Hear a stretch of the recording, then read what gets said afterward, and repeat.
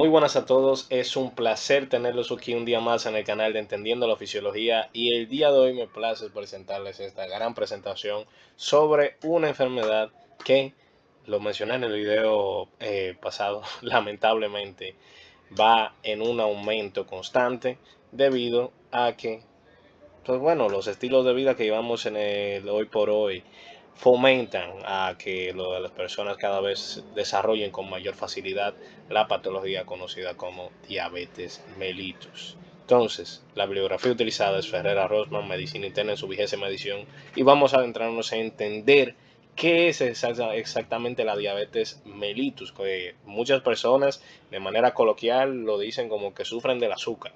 Entonces, vamos a entender por qué esta patología es pero tan complicada en términos de que puede tornarse letal si no es manejada de una forma adecuada. Entonces vamos a ver todas las comorbilidades y demás que puede generar en la vida del paciente. Pero vamos a entender primero qué es la diabetes mellitus como tal.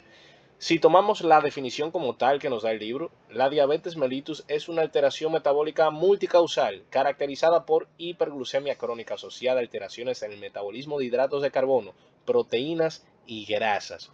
Es decir, es una enfermedad metabólica,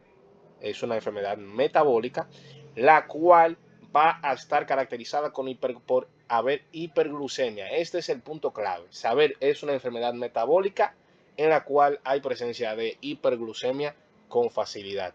Es lo principal para comprender entonces lo que es la diabetes propiamente dicha.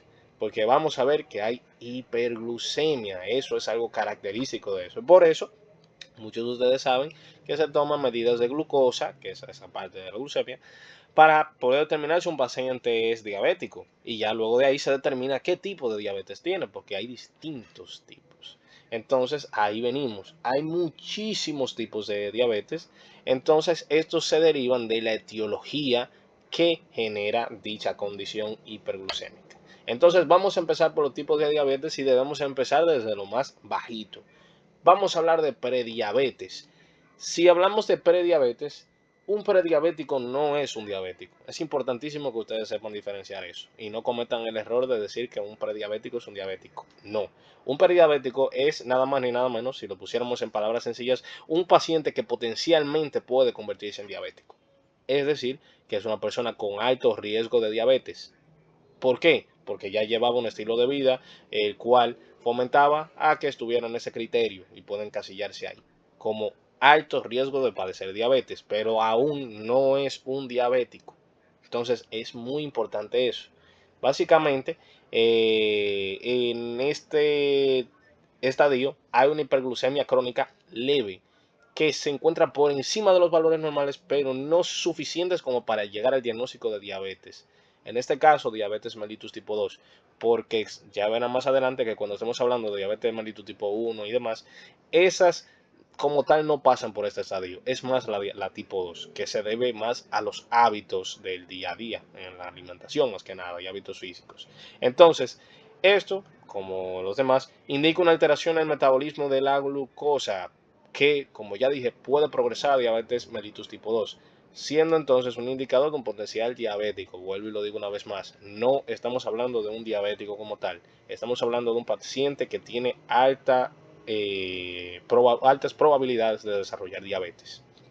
Y esto es muy bueno porque un paciente en ese estadio todavía tiene chance de mejorar su estilo de vida y tener un pronóstico excelente, porque todavía aquí no hay consecuencias a las cuales uno deba añadirle preocupación. Sin embargo, si se deja progresar a ser diabético, ahí sí entonces tomamos un rumbo distinto. Entonces vamos a hablar de la diabetes mellitus tipo 1, la conocida como la diabetes mellitus autoinmune. Esta diabetes mellitus constituye de un 5 al 10% de todas las formas de diabetes mellitus en el mundo occidental. O sea que no es la más, es la número 1, pero no es la más común realmente. Esta comprende en la mayoría de los casos debido a la destrucción de las células beta pancreáticas, que esas células beta pancreáticas de los islotes de Langerhans son las encargadas de la producción de insulina. En nuestro módulo de endocrino, cuando mencionábamos por arribita lo que era la diabetes, lo mencionábamos que la tipo 1 de hecho se basa en un ataque guiado por nuestro sistema inmune contra los islotes de Langerhans, específicamente las células beta de estos islotes de Langerhans, que son los encargados entonces de la producción de la insulina. Y entonces aquí puede haber en un estadio inicial, una producción bien baja de insulina e incluso una ausencia absoluta de la misma si ya pues se destruyeron en su mayoría todas las células beta pancreáticas. Esto también es incluido dentro de una patogenia autoinmunitaria. Y también hay otro tipo de diabetes mellitus tipo 1, un subtipo más bien. La que les acabé de explicar es la más común, la tipo A. Pero luego también tenemos entonces la diabetes mellitus tipo 1B, porque la que les dije, como ya mencioné, es la tipo B. Entonces es una diabetes mellitus tipo 1, pero con la diferencia de que en esta no hay ningún signo de autoinmunidad, por ende no hay presencia de esos anticuerpos tan característicos contra las células beta pancreáticas que están en la diabetes mellitus tipo 1A. Entonces esta diabetes mellitus tipo 1B no presenta esos signos de autoinmunidad, más bien esta sí sigue presentando un déficit en la producción de insulina o ausencia total de la producción de la misma. Importante saber, conocer ese subtipo. Diabetes mellitus tipo 1 idiopática o tipo 1B. Entonces, continuando hablando de la tipo 1A, esta se va a caracterizar por la presencia de esos autoanticuerpos frente a islotes pancreáticos y GAD. Y esa GAD, también conocida por glutamato descarboxilasa, GAD porque está en inglés, específicamente contra GAD65, que la glutamato descarboxilasa es nada más ni nada menos la enzima encargada de convertir glutamato en GABA.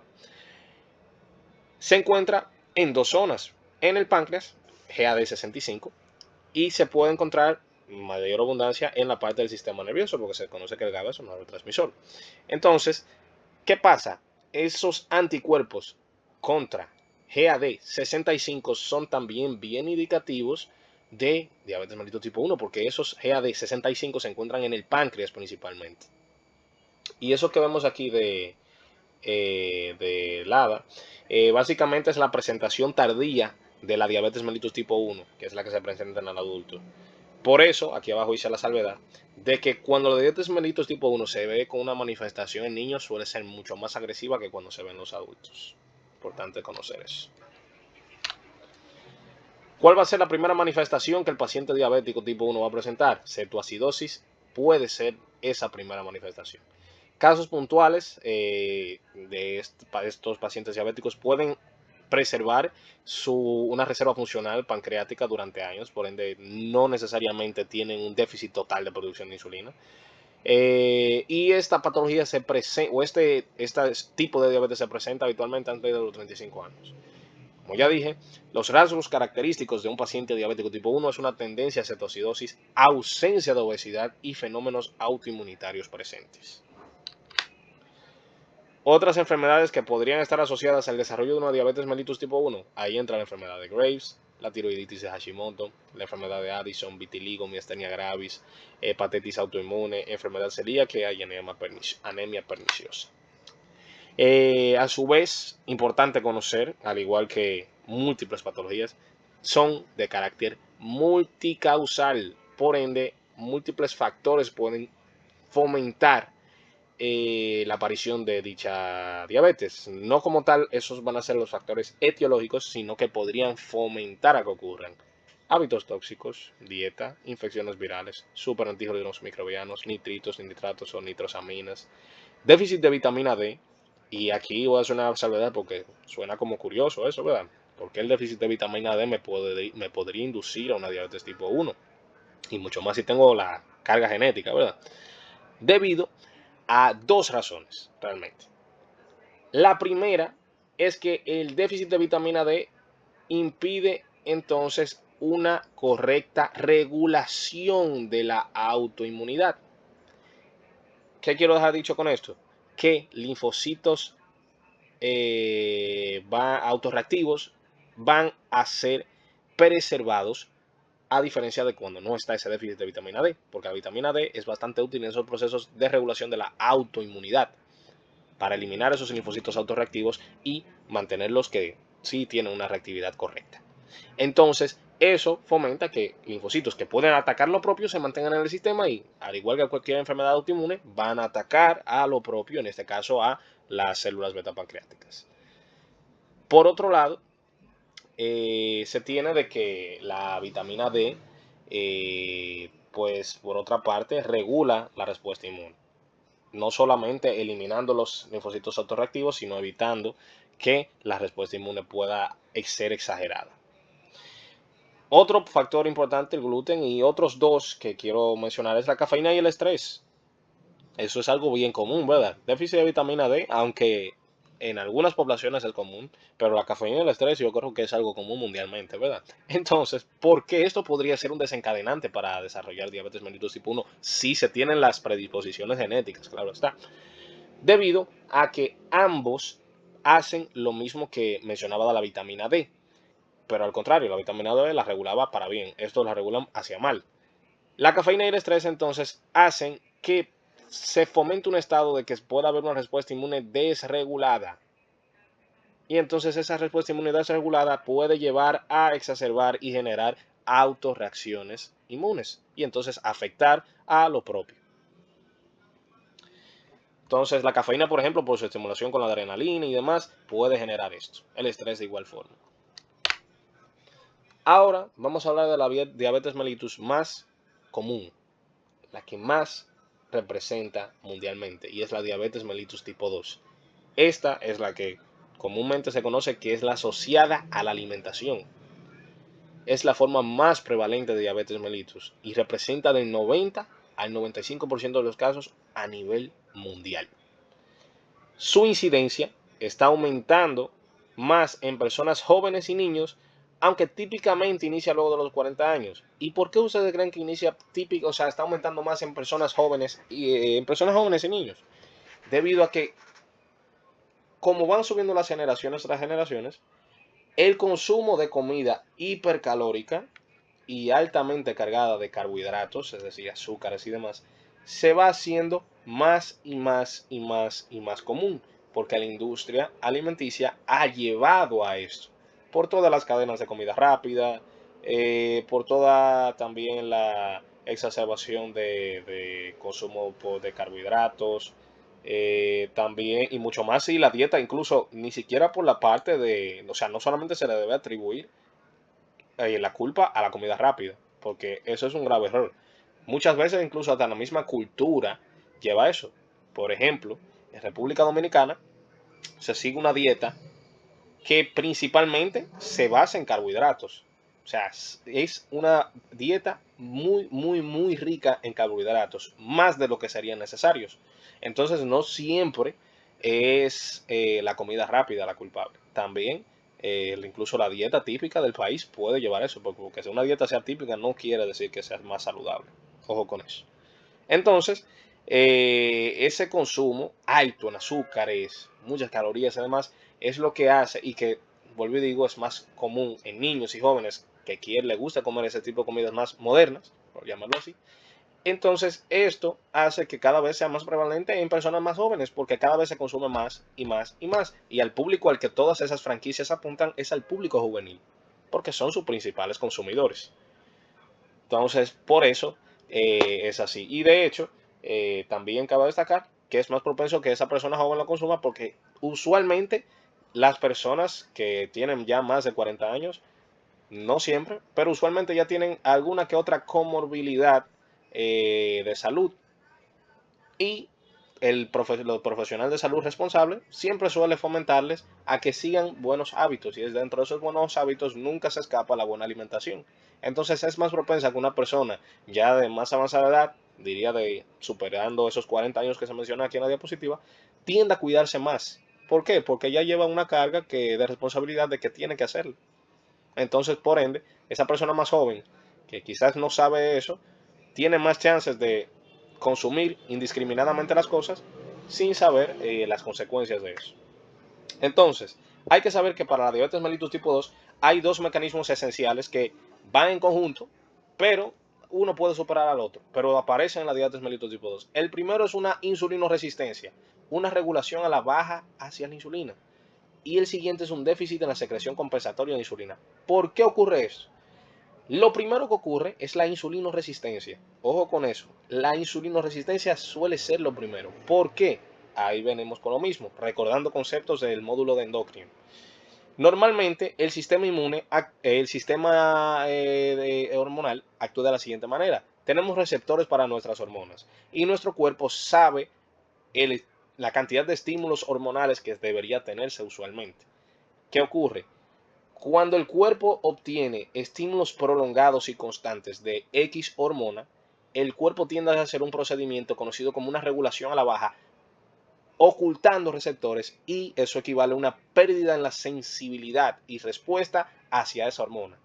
Y entonces así, esa constante estimulación por parte de los receptores de la hormona hacia el receptor disminuye y se regulariza otra vez. ¿Qué pasa? Si estamos entonces, eso normalmente lo que haría, entonces que se resolvería el problema, pero ¿qué ocurre?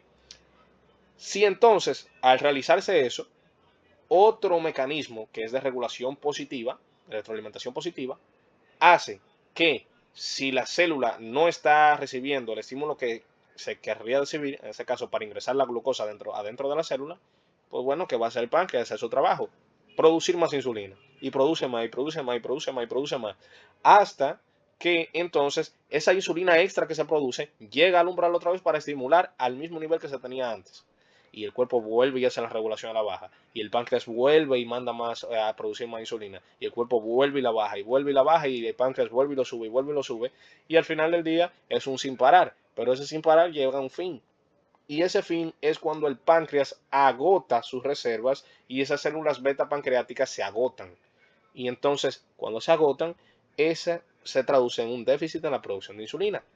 Eso equivale a que, pues, o una forma metafórica, se podría coger el ejemplo, por ejemplo, de, no sé, un, eh, una licuadora, por ejemplo, que quizás tú la prendes, la dejas encendida todo el tiempo, todo el tiempo, todo el tiempo, todo el tiempo, todo el tiempo, todo el tiempo.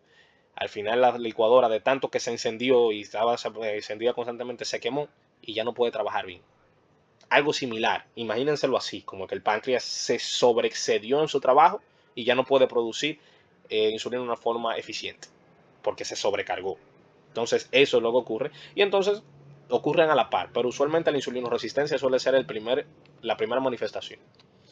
Entonces, ¿cuáles son los factores de riesgo para una persona desarrollar diabetes mellitus tipo 2? Ahí entra una edad avanzada, obesidad general o abdominal, en este caso también conocida como visceral, sedentarismo, agregación familiar importante, porque sí, la parte genética tiene que ver, y factores genéticos más complejos.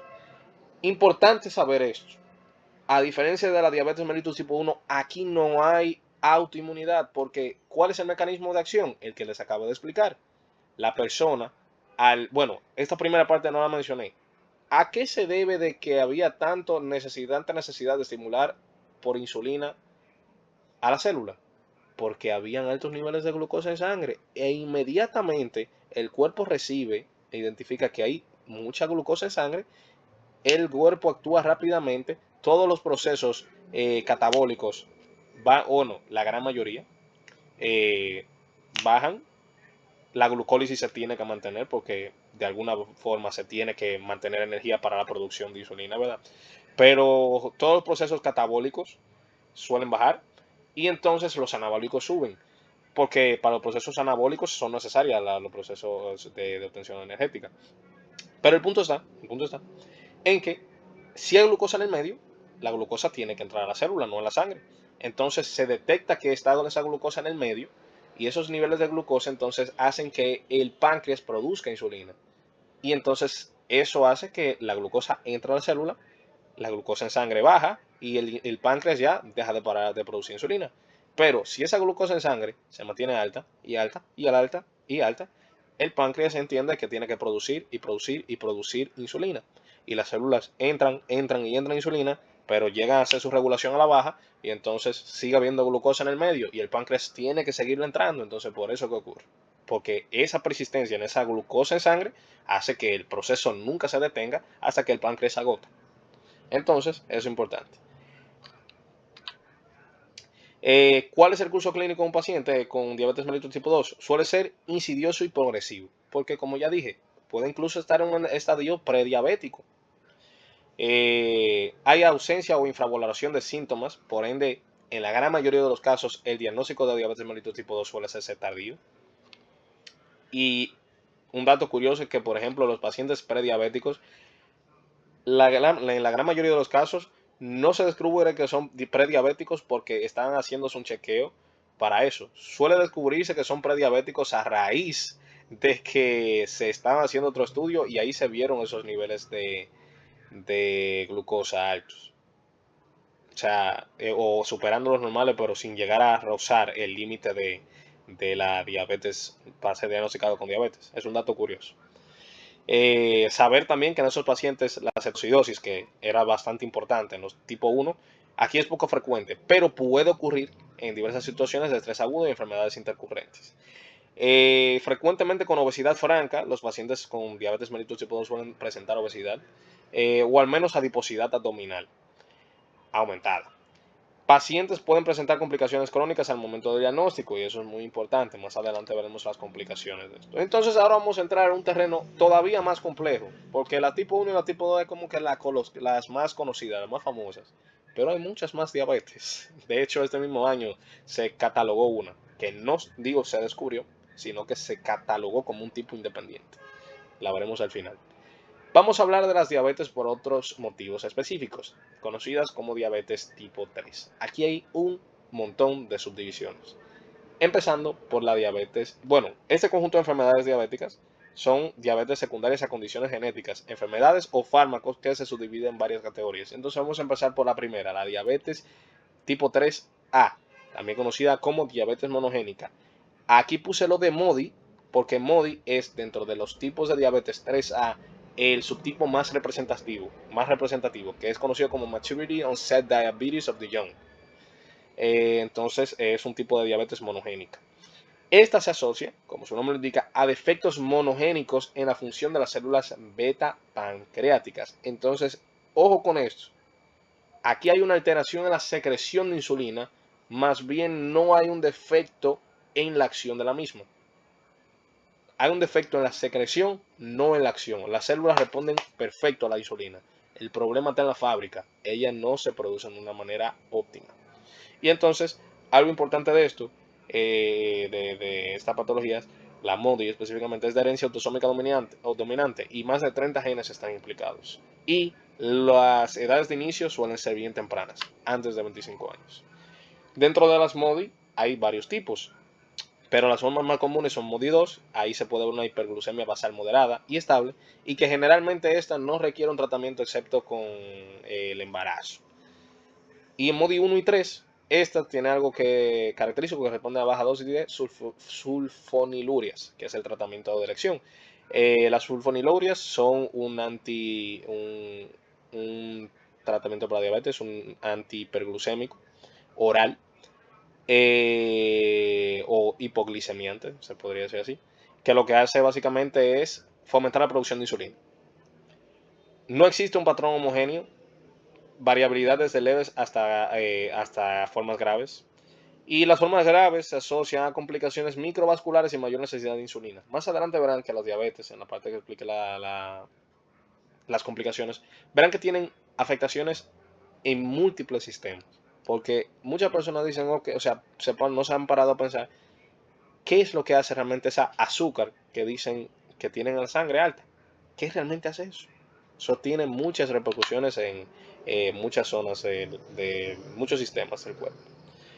Otras variantes monogénicas del subtipo 3A, ahí tenemos mutaciones mitocondriales, aquí se puede presentar un dúo clásico de diabetes más sordera. También hay otras causas raras, como defectos en la conversión de proinsulina a insulina. También se puede tener una producción de una insulina mutante, una producción anormal de moléculas funcionales. Y ya luego pasamos a la diabetes 3B. Esta es conocida como diabetes neonatal. La diabetes 3B puede ser transitoria, discúlpenme ahí la sirena que se escucha de fondo, La 3B puede ser transitoria o permanente. Eso se debe a la inmadurez del bebé, del neonato, a la hora de su nacimiento. Y esta se incluye dentro de la diabetes monogénica. Luego tenemos la diabetes 3C. Esta tiene que ver con alteraciones genéticas en la acción de la insulina. Ojo con eso, se diferencia de la 3A a la inversa. La 3A había un problema en la fábrica, pero los receptores y toda la respuesta estaba bien. En la 3C es al revés. La fábrica está bien, el problema está en la persona que lo recibe. Es decir, el problema está en la respuesta. Entonces, la mutación en el receptor de insulina o, por otra vía, vías post-receptor, es decir, las señalizaciones intracelulares que ocurren a raíz de la insulina, esto debido a casos de diabetes lipoatróficas, en la cual no hay alteraciones en el receptor como tal, sino lo que hay alteraciones es en la señalización luego de que el receptor se haya unido a la insulina. Luego tenemos la diabetes 3D. Esta es la diabetes pancreopriva. Esta diabetes se asocia a daños en el páncreas. Entonces, toda forma habida y por haber de daño pancreático entra en el posible desarrollo de una diabetes de categoría 3D.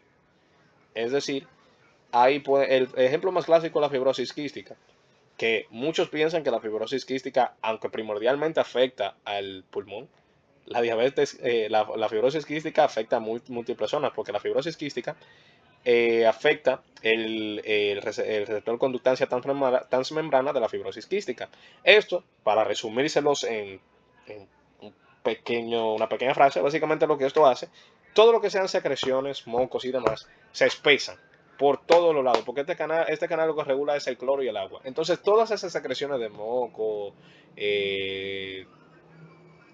fluidos, enzimas, demás, todos esos fluidos que se excretan a través de conductos y demás, se vuelven muy viscosos y tamponan esos conductos.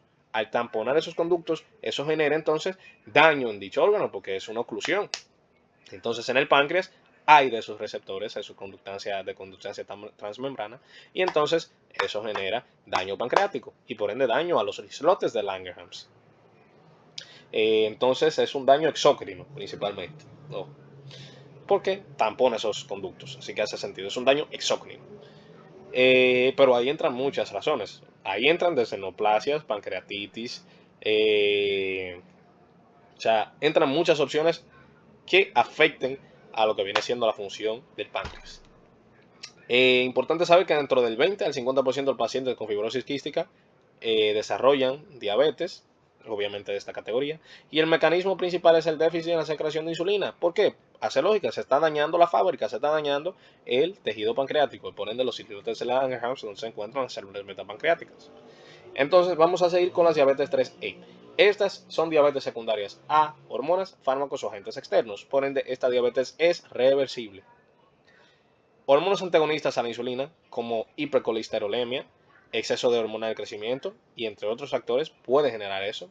Fármacos diabetogénicos como glucocorticoides o inmunosupresores, infecciones virales como la del SARS-CoV-2 o agentes químicos pueden generar esto, pero suelen ser reversibles. Entonces ahí está un punto clave. Luego nos vamos a la diabetes tipo 3 categoría F. Es la diabetes conocida como diabetes post-trasplante, NODAT, New Onset Diabetes of Transplantation. Entonces, esa diabetes a raíz de ese estrés quirúrgico y metabólico que ocurre por ese trasplante. Y aparte, se administran fármacos que podrían generar la diabetes 3C, esos glucocorticoides y demás. Luego tenemos la diabetes 3G. La diabetes 3G son formas poco frecuentes de diabetes inmunomediadas. Ahí entran síndrome de anticuerpos antiinsulina, que es básicamente la creación de anticuerpos contra la insulina, y diabetes asociadas a otras enfermedades autoinmunes raras. Para finalizar, tenemos entonces, me parece que esa es la última, sí, de las tipo 3, tenemos la diabetes 3H. La diabetes 3H son formas poco frecuentes de diabetes, pero estas se inducen por mutaciones genéticas. Y aquí ocurre el síndrome de Wolfram, que es bien característico de este tipo de diabetes, que es diabetes más atrofia óptica, más sordera, más alteraciones neurológicas.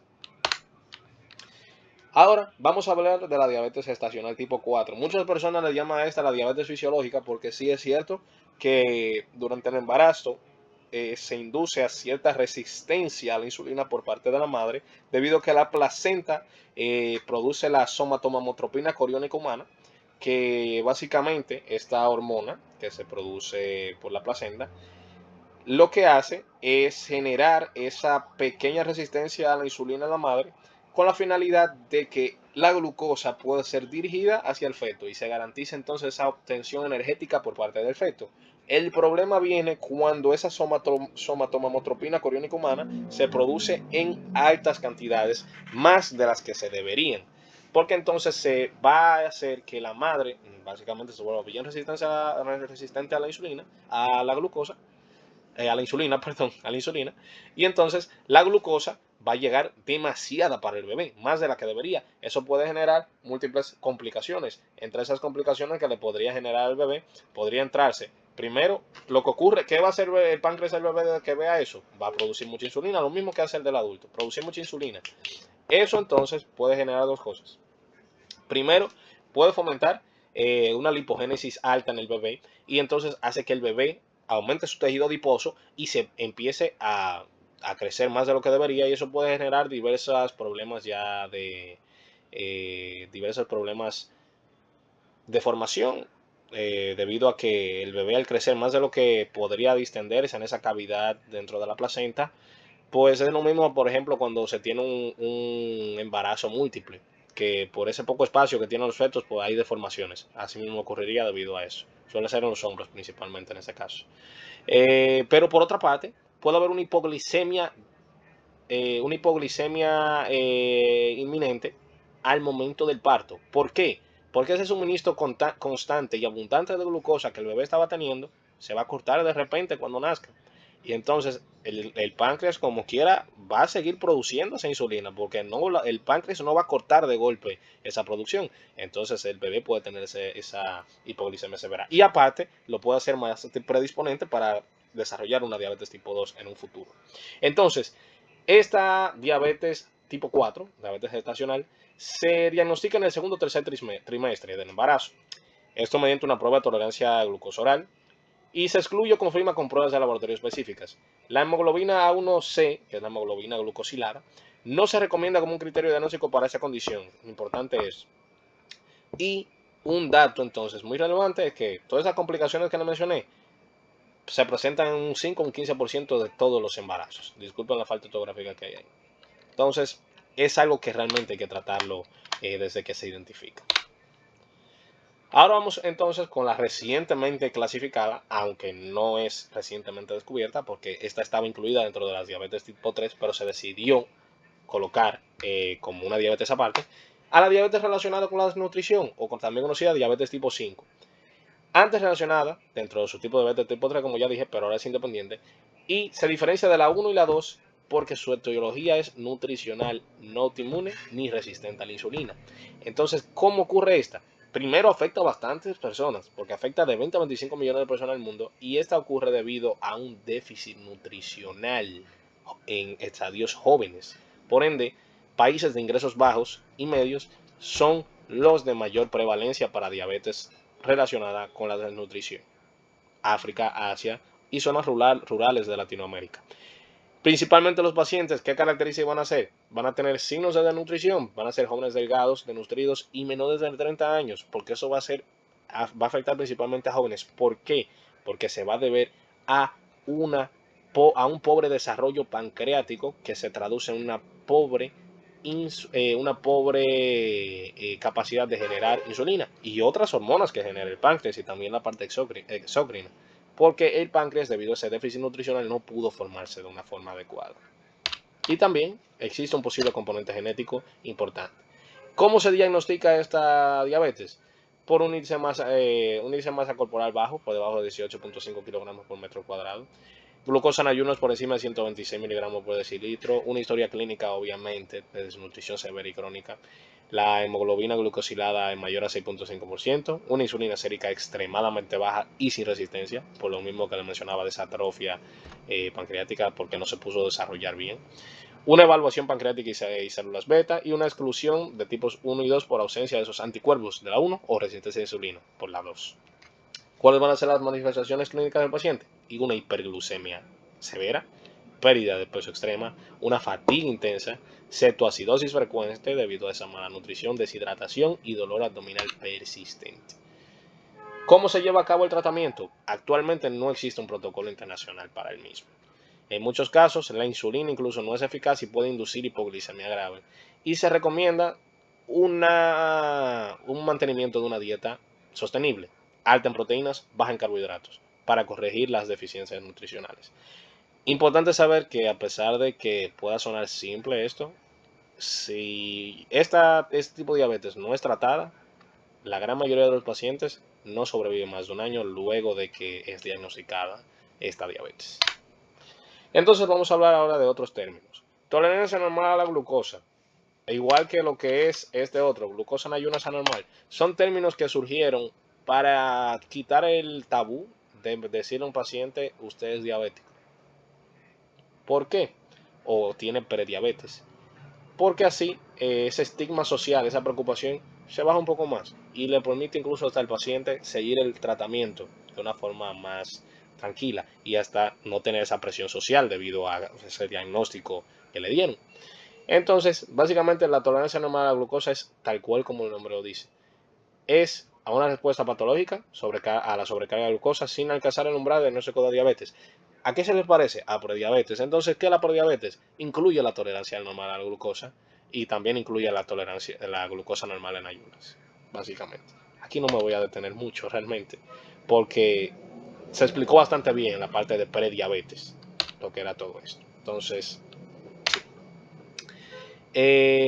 importante saber lo que la glucosa en ayunas es anormal, lo mismo que TAC, es un estado intermedio entre normoglicemia y diabetes mellitus. Entonces también es otro término para evitar el uso de la palabra diabetes. Entonces vamos a ver la presentación clínica del paciente diabético en los distintos tipos. En el caso de una diabetes tipo 1, vamos a ver que se tiene un inicio súbito en jóvenes. Ahí el paciente puede presentar poliuria, polidipsia y polifagia, es decir, poliuria, orina mucho, polidipsia, toma mucha agua, siempre tiene sed, y polifagia, come mucho, siempre tiene hambre. Pérdida de peso inexplicable, fatiga, cetoacidosis diabética como forma de debut. Eso, como ya dije, es lo principal. Los diabéticos tipo 1 son los que más suelen hacer cetoacidosis. En la diabetes tipo 2, entonces, el inicio, como ya dije, es insidioso, frecuente en adultos, puede ser asintomática al inicio. El paciente puede presentar múltiples síntomas, pero de los primeros que suelen aparecer es infecciones recurrentes, urinarias y cutáneas. Visión borrosa, fatiga, estado hiperglucémico y hiperosmolar en casos graves. Todo eso lo explicaremos dentro de las complicaciones. Entonces, de la diabetes tipo 3, en la tipo A, vamos a ver que el paciente puede presentar hiperglucemia leve o moderada, ausencia de resistencia a la insulina, ojo con eso siempre, mala producción de insulina, ahí eso me faltó ponerlo, una historia familiar fuerte, claro que sí, y en MODI 2, hiperglucemia estable desde el nacimiento.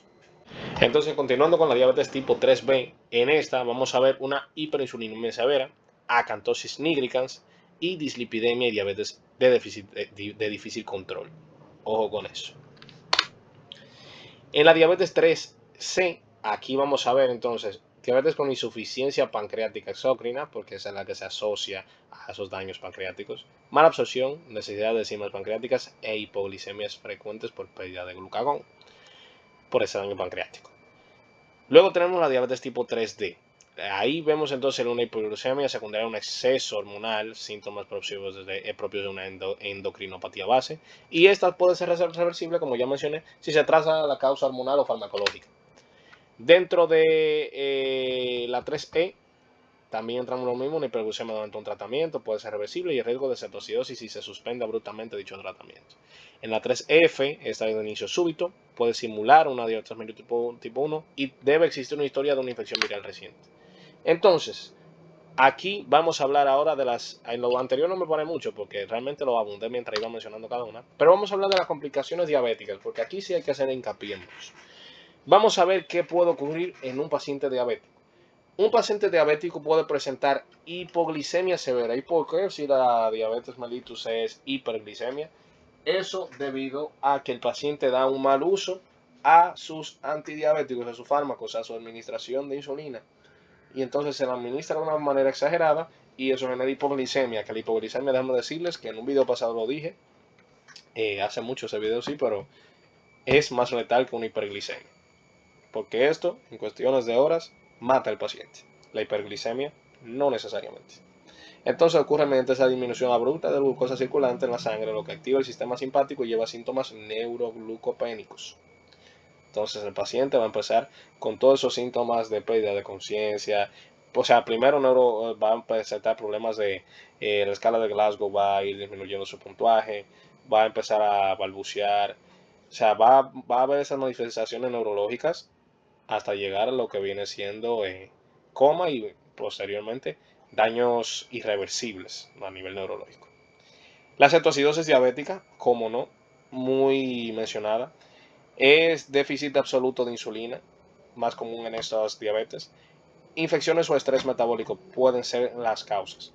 Ocurre mediante la activación prolongada de procesos de lipólisis, porque esa cetoacidosis se debe a que los procesos de lipólisis, que es la obtención de energía a través de los lípidos, de los ácidos grasos, ocurren.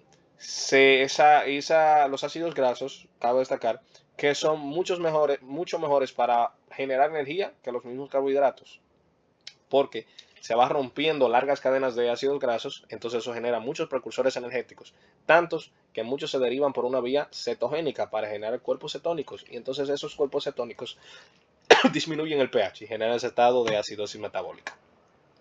También se puede tener un estado conocido como estado hiperglucémico hiperosmolar, muy preocupante porque puede generar una deshidratación severa en el paciente, y esto ocurre más en pacientes diabéticos tipo 2. Esto se debe a un proceso de hiperglucemia extrema, que eso hace que la diuresis del paciente sea muy osmótica. ¿Por qué? Porque en esa diuresis del paciente se está quedando la glucosa, porque el riñón no está logrando reabsorber toda la glucosa, porque se llega a ese umbral máximo de reabsorción que el riñón puede tener. Entonces, esto lleva a una deshidratación, lo que se sigue a una posible hipovolemia que podría entrar en el paciente. Ahora vamos a hablar de otras afectaciones. Estas son afectaciones crónicas microvasculares. Ojo con esto.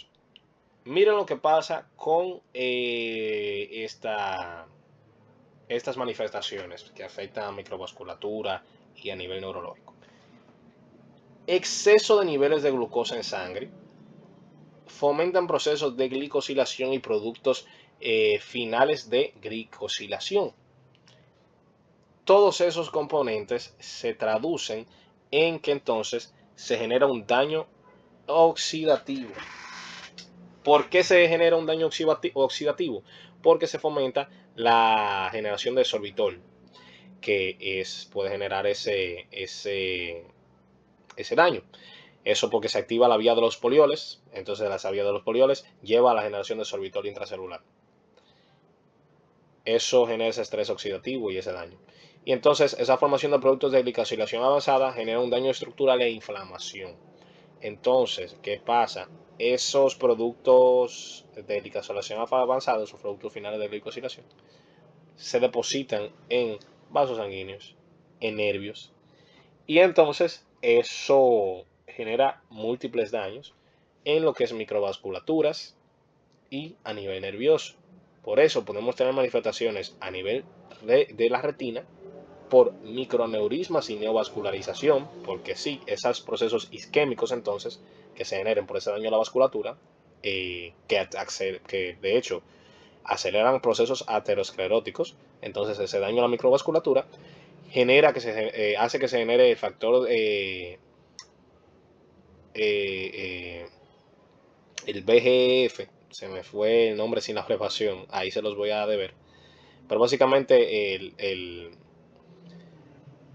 se me olvidó el nombre, se los voy a deber esa partecita, BGF, básicamente, que lo que hace es fomentar la neovascularización, que es lo que está ahí, ese factor. Aparece mucho en los cánceres, que de ahí es que se genera esa neovascularización en los cánceres. Entonces, eso genera múltiples problemas, edema, y entonces edema macular, por ejemplo, hace que ocurra una pérdida progresiva de la visión. Y ahí entramos en la retinopatía diabética, que el paciente empieza a ver borroso y luego empieza a ver menos, y empieza a ver menos, y empieza a ver menos. Retinopatía diabética. Luego la nefropatía diabética. En la nefropatía diabética, entonces, vemos lo siguiente. Misma vía. Se acumula la glucosa, se activa la vía de los polioles, se acumula el sorbitol intracelular, se genera el daño osmótico y oxidativo. Se forman productos finales de glicosilación que genera daño estructural e inflamación. Y en ese caso se activa la proteína quinasa C, que eso altera la permeabilidad vascular y expresión de factores de crecimiento. Ahí entra también lo de la neovascularización. Entonces, ¿cómo eso altera la hemodinámica renal, glomerular, específicamente? Ocurre una vasodilatación arteriolar aferente. Eso lleva a una hiperfiltración glomerular. ¿Por qué ocurre esa vasodilatación arteriolar aferente? Ocurre debido a esa misma glicosilación en las terminaciones nerviosas. Eso genera una vasodilatación excesiva. Tiene un término, pero ahí se los voy a deber porque ese sí se me pasó, el término específico para cuando ocurre eso. Pero bueno, el punto es que esa glicosilación de esos de esos nervios genera esa gran dilatación de esos vasos. Entonces, eso lleva a que pues aumente, ¿verdad? Esa filtración glomerular, ocurre esa hiperfiltración glomerular. Eso lleva a un aumento de la presión intraglomerular y un daño mecánico progresivo por esas altas presiones. Luego, entonces, eso lleva a la proliferación mensajiera y expansión de la matriz extracelular. Se estimula el factor de crecimiento beta y otros factores de crecimiento más, y eso engrosa la membrana basal glomerular. Eso también genera daño y entonces hace que sea menos selectivo el filtrado. También el filtrado se vuelve menos selectivo debido a que disminuye la selectividad por pérdida de los podocitos, que cuando estamos en el módulo renal explicamos que esos forman parte de esa membrana para la filtración glomerular. Y eso lleva a una proteinuria que contribuye a la esclerosis glomerular. Entonces, finalmente, algo que exacerba más esto es que se activa el sistema renina-angiotensina-aldosterona. ¿Y por qué ustedes creen que se activa ese sistema? Porque esa pérdida de albúmina fomenta a la extravasación. Y entonces eso lleva a esa activación de ese sistema renina-angiotensina-aldosterona que promueve entonces fibrosis, vasoconstricción y retención de sodio. Importante saber que para esa nefropatía diabética se divide en diversas clases. Ahí dentro encontramos desde la clase 1 a clase 4. La clase 1 solamente lleva un engrosamiento a la membrana basal glomerular. En la clase 2 ya estamos hablando de esa expansión mesangial que les dije. En la 3, la esclerosis nodular, que se me pasó mencionarles. Aquí vamos a ver en esa fase 3 unas lesiones bien características conocidas como lesiones de Kimmel-Wilson. Esas son las características de esa clase 3 en la nefropatía diabética. Y finalmente la clase 4, que es la glomeruloesclerosis avanzada. Ahora, continuando con la neuropatía diabética, aunque más o menos creo que la expliqué un poco, básicamente ese proceso de glicosilación, esos procesos de glicosilación ocurren a nivel del sistema nervioso. Y entonces eso ocurre también, o sea, ocurre a nivel vascular porque esas arterias que irrigan diversos nervios llevan entonces a que estos nervios pierdan esa irrigación y aparte de todo también son glicosilados. Y entonces esos procesos hacen que el paciente pues bueno tenga esa atrofia en ese nervio y se dañen fibras nerviosas, sensitivas y autonómicas que desencadenan parestesias, dolor y disminución autonómica. Y eso es lo que lleva a otras, bueno, eso y otras más, a otra complicación que ustedes sé que la conocen, pero vamos a ver si la logran asociar antes de que la presente. Ahora vamos a hablar de las complicaciones diabéticas crónicas macrovasculares entonces. Ahí entra la cardiopatía isquémica, mismo sistema, el mismo negocio. Afectación por ese proceso de glicosilación y producción de productos de glicación avanzada y daño endotelial, eso aterosclerosis avanzada y alto riesgo de desarrollo de enfermedades cardíacas como infarto agudo del miocardio. Accidentes cerebrovasculares por el mismo negocio que fui mencionando o secundario a la cardiopatía que generó la diabetes. En el caso de enfermedad arterial periférica, mismo negocio que expliqué. Ahí no me voy a tener mucho porque es prácticamente lo mismo que yo explicando todo el rato. Y aquí entonces llegamos a lo que quería mencionarles. Si ustedes se fijaban y quizás conocen un poco sobre lo que es el pie diabético, el pie diabético entonces es una complicación de la diabetes. De hecho, ahí viene su nombre. Pero por una combinación de efectos de varias complicaciones que mencioné atrás, no por una sola. Sería una combinación entre las complicaciones vasculares y las complicaciones neuronales, complicaciones nerviosas. Porque la neuropatía diabética, el pie diabético, perdón, se basa en que el paciente pierde esa sensibilidad de esas extremidades inferiores y eso fomenta que el paciente pueda tener microtraumatismos. Esos microtraumatismos, entonces, el paciente ni cuenta se da de ellos y pueden infectarse. Y no solo el hecho de que puedan infectarse hacen de que sea algo letal, sino que el paciente puede infectarse y aparte de todo, hay una inmunosupresión relativa debido a la misma hiperglucemia. Entonces esa misma hiperglucemia suprime el sistema inmune y entonces estamos haciendo dos cosas. Fomentando que el patógeno pueda entrar y reproducirse fácilmente y que el paciente ni lo note.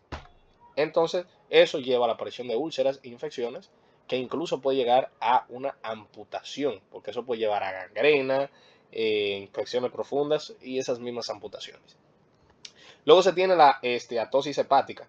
Esa esteatosis hepática ocurre debido a la resistencia a la insulina. Esa resistencia a la insulina hepática entonces hace que el hígado se vuelva a tornar al conocido hígado graso no alcohólico, conocido como esteatosis hepática. Y luego las infecciones recurrentes, que dije que eso es bien común en la tipo 2. Luego se pueden tener complicaciones cutáneas por los mismos procesos que ya mencioné, en este caso por vía de lo que es la ligación, en este caso del colágeno. Y entonces eso puede generar piel seca, necrobiosis lipoídica e infecciones fúngicas, siendo que el paciente sea más propenso a ese daño tegumentario. Otra afectación que tiene que ver mucho con esa parte de la irrigación, porque la parte de la disfunción sexual, esa pérdida de la capacidad de erección del hombre, pues se sabe o debe saberse que la erección ocurre debido a esa gran irrigación que ocurre por la vena, perdón, la vena no, la arteria que pasa por los cuerpos esponjosos y cavernosos, que eso es lo que genera esa erección del pene. Entonces, esa misma afectación a la vasculatura, pues genera esa disfunción sexual, ¿verdad? Y vesical también. También pues, se puede tener una pérdida auditiva, la mencioné, que puede ocurrir en la diabetes de tipo 3A. Y bueno, vamos a ver ahora las estrategias del tratamiento para la diabetes. Dentro del tratamiento de la diabetes, tenemos que tener varios objetivos terapéuticos claros. Un control glucémico, que se suele mantener en la mayoría de los casos, o un objetivo terapéutico de una hemoglobina glucosilada por debajo de 7%. Se deben prevenir complicaciones, como todas las que mencioné. Y se debe individualizar el tratamiento porque el paciente es clave en cómo va a ser el tratamiento de él. Porque no es lo mismo tratar al envejeciente que al joven. No es lo mismo tratar al diabético tipo 1 que al 2. No es lo mismo tratar al prediabético que al diabético tipo 2. No es lo mismo por más que lo queramos superponer. Entonces, ese es el punto y obviamente evitar conductas agravantes. Entonces, en situaciones agudas, ¿qué se querría hacer? Para cetoacidosis diabética se administra insulina tipo 4 continua para inhibir lipólisis y cetogénesis. Se reponen líquidos y se administra potasio. En el caso de que esa cetoacidosis sea muy exacerbada, se puede administrar bicarbonato solamente si el pH baja por debajo de 6.9. Porque si no, entonces esto puede causar una hipocalemia y incluso puede generar un rebote alcalótico. Por eso está contraindicado la administración de bicarbonato.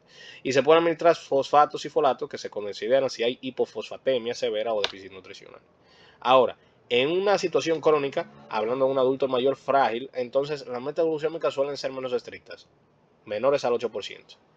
Se deben tratar de evitar hipoglucemias potentes por vía del consumo de sulfonilurias y se prefiere metformina si la función renal lo permite. En el caso de un paciente joven con diabetes mellitus tipo 1, insulinoterapia intensiva, educación de conteo de carbohidratos, monitoreo de conteo de glucosa y suplementación de folatos si la dieta es restrictiva o uso de metformina.